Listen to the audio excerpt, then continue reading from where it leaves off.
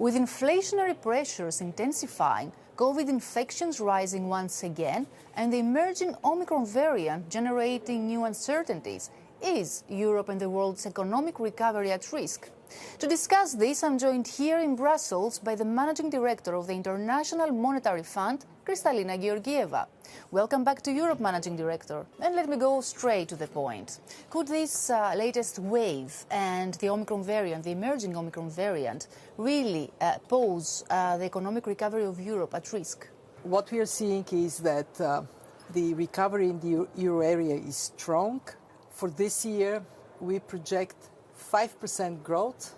For next year, 4.3%.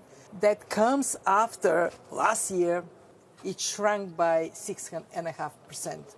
So this rebound is very impressive. It is based on three pillars: vaccinations, policy support, and businesses and people learning how to function with the pandemic still around us. What we saw was in third quarter a very significant increase, but as your question indicates, in fourth quarter growth prospects are weaker. They're weakened by increasing infections. Yep. In that sense, the uncertainty of the new variant does not help. How deep would this dent be? We don't expect any significant downgrade for the Eurozone. We think that the most important element is the fact that businesses and consumers are operating, relatively speaking, soundly, despite of the fact there is an increase in infections. And that is supported also by continuous policy measures. There is another factor that we've seen also in your forecast, and it's inflation. So is rising inflation a real threat to economic progress and living standards? In the Eurozone, inflation is transitory. It is driven by energy price, supply disruptions, and also by the fact that we are seeing more demand picking up after the years of close downs. That we expect is going to recede in 2022. So by the end of next year, inflation would be, relatively speaking, weak, below the ECB's 2% target. And this is why our message is don't rush into tightening monetary policy, because you may throw cold water on prospects for growth, not for a good reason. In other words, inflation expectations in the Eurozone are well anchored. Now, this being said, if there is a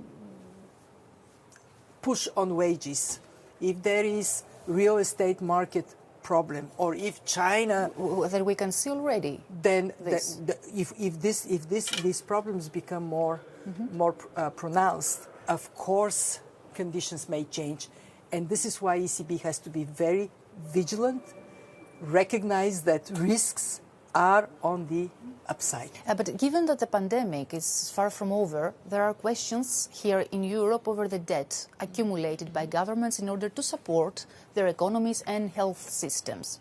But the EU is expected to visit the issue next year. What should be done? Let me first say that exactly for this reason, ECB has to be very careful not to tighten financial conditions prematurely and without a sound reason, because high level of debts today are accompanied with lower than before the pandemic level of debt service. Fiscal rules. If we go to reinstalling fiscal rules in 2023, this would be counterproductive to the recovery in the Eurozone, and it is actually undesirable.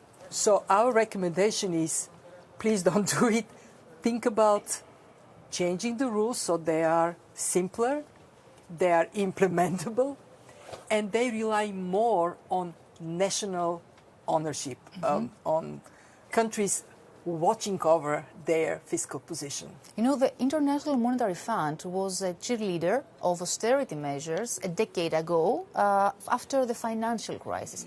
Would you make the same assessment now that Europe's debt is piling up? Europe's debt has gone up for a good reason, to put a buffer when the economy was put on standstill. So the households and the businesses were to continue to function. We have unemployment at the levels from before the pandemic. We don't have bankruptcies all over the place. That is a very sound outcome of the policy decisions made. And of course, we want to see strong recovery, medium term, rebuilding buffers, addressing that, but not do it with suffocating force of austerity. But we still see that both recovery and debt levels are not evenly distributed in Europe. Countries like Italy, Greece and Spain are in much greater trouble. Do you see the old division between the South and the frugal North being revived? One of the beautiful things about Europe is that Europe, in a moment of crisis, comes together. And the act of solidarity that the next generation you present is just remarkable.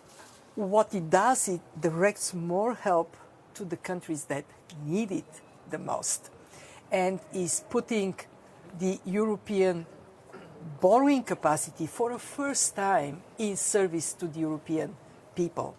We expect to see that kind of solidarity, camaraderie, continuing because of the green agenda. So to wrap up, reducing debt, boosting green and digital investment while bringing back rules. How could this be done and what Europe should prioritize?